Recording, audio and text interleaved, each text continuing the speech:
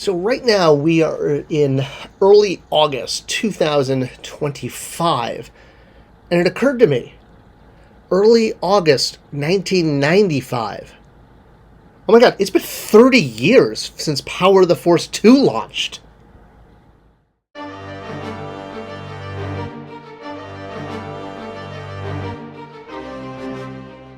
Hey guys, welcome to Spector Creative, the only YouTube channel that is on Spector Creative. Well, yeah, that would make sense. I'm Toy Guru Neitlich, longtime toy collector and toy maker, giving this channel what I hope is a unique voice in the toy collecting and pop culture YouTube family. Hi everyone out there. It's a pleasure to have you with us. Thank you for taking some time of yours to spend with the channel today. And yeah, well, obviously based on the title of this video and the intro, we're talking about Power of the Force 2 being 30 years old this month. Happy birthday. Okay, well, maybe it was last month. It was sort of July, August 1995. There wasn't a street date. But yeah, we are 30 years from Wave 1 of Power of the Force 2. And that's crazy because when Power of the Force 2 shipped in 1995, it had been 10 years since, well, Power of the Force, I guess, 1, if you'll call it that. The 1985 final line extension of the classic Kenner Star Wars line, which after 3 movies kind of petered out, except for a few droids and Ewoks figures. The last wave shipped in 1985 packaged with commemorative coins, and you got your last sort of hurrah of Return of the Jedi characters and one from A New Hope, Luke in Stormtrooper disguise. It was the first time they had revisited a previous movie.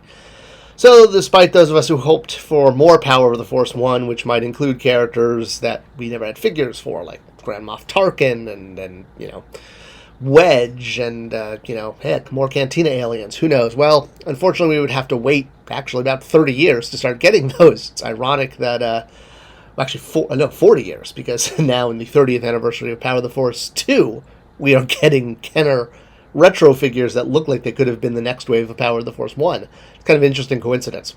But let's take a memory train and head back to 1995, because I realize there's a lot of collectors out there today that, well, let's face it, weren't even born in 1995, weren't even, conceived in 1995. We've now had 4 generations, 3 really, that have been interacting with Star Wars. The baby boomers, the millennials, and Generation Z. And then, the Generation X. Did I skip them? So baby boomers, X, millennials, and Z.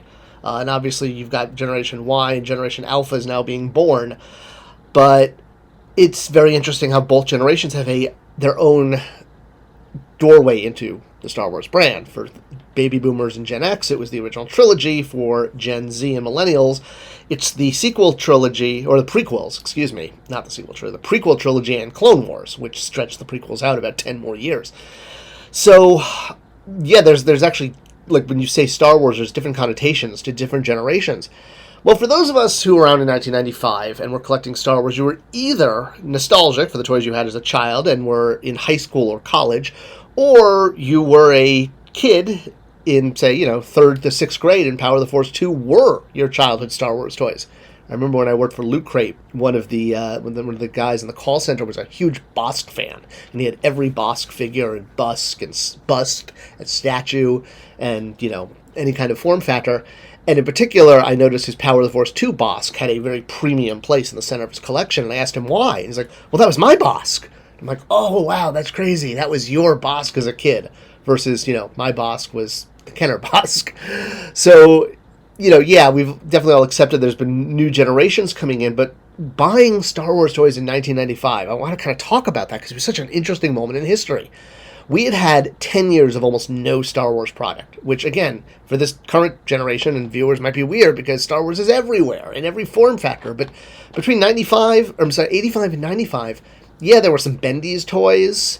You could go to the Star Trader at Disneyland and Disney World. The Star Tours, well, Star Tours was at the movie studio, MGM in Florida. Well, either way, if you were at a Disney theme park, there was a store, usually called the Star Trader, that sold Star Wars merchandise, and that was about it. So 2 stores in the whole world selling anything beyond a few Bendies and maybe some t-shirts out there. 95 comes along, and Hasbro / Kenner Hasbro, decided to put out Star Wars figures again, and they did so in the, at the time, call it modern aesthetic for figures, which was super buff. If you look at figures from the early 90s, everything from Jurassic Park to, that super buff Nedry basically says it all. Buff figures were in, Double Dragon. There were so many lines in the early 90s. So Hasbro rightly followed the aesthetic, and it wasn't until they put them out that they realized the pushback that people actually wanted film-accurate characters. They didn't want Luke to look like he did on the movie poster. That's how I always saw that Luke. That was like movie poster Luke. So while they arrived super buffed up, people went crazy. There'd been a 10-year drought of no Star Wars toys, and we had so many amazing memories of playing Star Wars as a child when the only way to engage in Star Wars outside of the theater was in your playroom. This was before, way before on demand and DVDs and Laserdiscs and video and Betamax, videotape.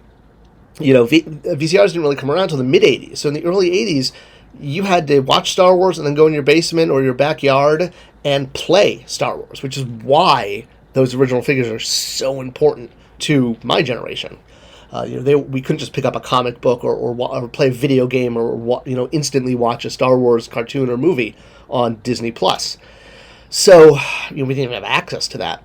So getting figures in '95 was like it was the original member berries is really what it was. It was like they were putting them out there to see if, was there some nostalgia? Because there was no new content for Star Wars out in '95. It was a complete nostalgia kick, which is rare for a major retailer to take a line that has no new content and is purely based on a fan base that's now 20 years old and hasn't had any new content in 15 of those years, more or less. So, it was a huge bet. They used a lot of the tooling they had from Palitoy, which was the foreign distributor of Kenner's product. Luckily, had a lot of the vehicle tools.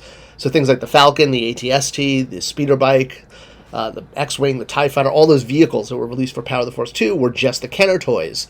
Fortunately, the tools had been preserved. Usually tools aren't held on to that long. They got very lucky that Palitoy had those tools. So, they basically, they even told me, I remember Daryl DePriest once told me at a convention that they used that Millennium Falcon tool until it literally broke. Someone dropped it on the floor and it shattered, and that's when they had to tool up a new Millennium Falcon. But that, which is why we got that giant one. But anyway, that's a whole other story. So getting new figures was amazing. Then we started getting characters we didn't have in the Kenner line, like Dagobah Luke. And even if you looked at what they called X-Wing Luke was actually Snowspeeder Luke, which was kind of crazy. And a lot of us didn't even pick up on that. A lot of us were just like, this is X-Wing Luke, but it actually was Snowspeeder Luke, which we never had in the Kenner line. And then we would get figures like Grand Moff Tarkin and Slave Leia, these figures that we only dreamed of getting. That was really what spurred so much of the momentum of Power of the Force 2. I remember I said I was just going to get Chewbacca. I remember he was my first figure. And then I got a Stormtrooper and Darth Vader. And I was like, okay, that's it.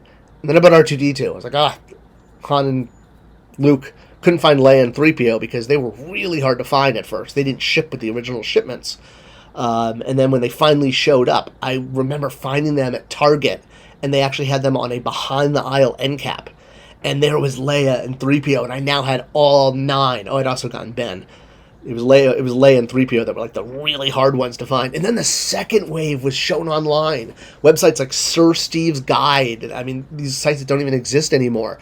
And I remember they had what they call, again, X-Wing Luke, Lando, who's super buffed out, Yoda, TIE Fighter pilot. I'm doing this all off my memory, but that's like how much this is ingrained.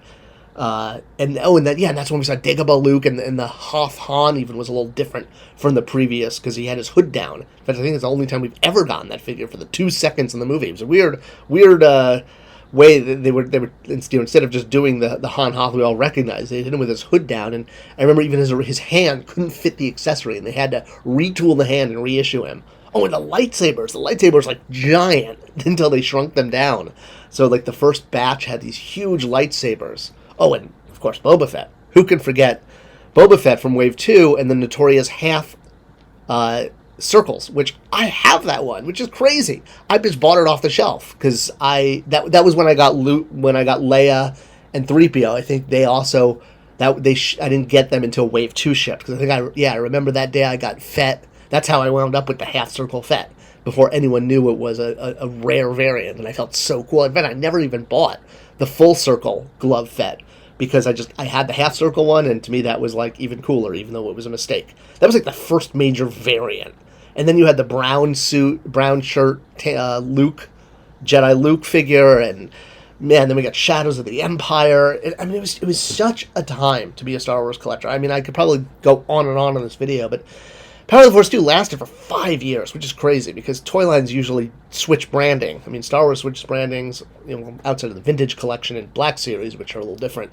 But retail, I mean, remember after Power of the Force 2, we had Power of the Jedi, and then it was the Saga, and then it was Gold Saga, and Blue Saga, and 30th Anniversary, and I mean, it just kept, and Legacy Collection, it kept changing packaging almost every year. But Power of the Force 2 stayed, even though they changed it from orange to green, and then to like a darker green burst. It was still Power of the Force 2. Oh, that was the last story about the early times of Power of the Force 2.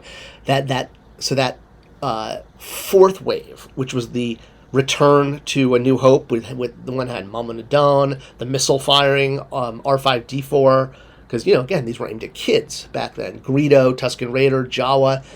So that wave first shipped on orange cards and then immediately switched to green. I had been going to the Target by my house and by my high school every day looking for this new wave that was hitting. This is when I was really getting into toy collecting. And I got so sick and tired of not finding it that one day I was like, screw it, I'm sleeping in. And the next day I went back, and all the Hot Wheels guys were like, oh my God, Scott, that wave you were looking for was here yesterday. And I was like, no, literally the one day I skipped. And then I couldn't find them for months and months until they released them on the green cards. And I was like so bitter at myself for sleeping in that one day. I missed finding that wave on orange cards, which was like a huge deal back then. Yeah, now we all laugh because the stuff's all $5 on eBay or at Nerd Bombers or something, because they made so many of them. They were making like 250,000 units per figure. Now action figures are like 2 to 10,000 units. So that was crazy, because it just tapped into this love of Star Wars and the lack of merchandise, in those 10 years of what, I guess we call the dark times of being a Star Wars fan. So anyway, I could blather on more. There's so many more stories I could tell, between Fruit Loops Han and me getting mine with his eyeball painted wrong, to, trying to hunt down that Cantina 3-pack only at Walmart. I mean, God, it's so many memories of toy hunting. But Power of the Force 2, 30 years. It's crazy. It's mind-blowing. What stories do you guys have from collecting Power of the Force 2, or were you not even part of that, and you look back on those and be like, why would anyone want these buff action figures? They're weird. Let me know. What are your memories? Good, bad, ugly? Let me know in the comments below, and thank you as always for spending time with us. It's great to see you, and thank you for sharing this video with others. It's the best way to support us. All right, thanks a lot, and I'll see you in the next video.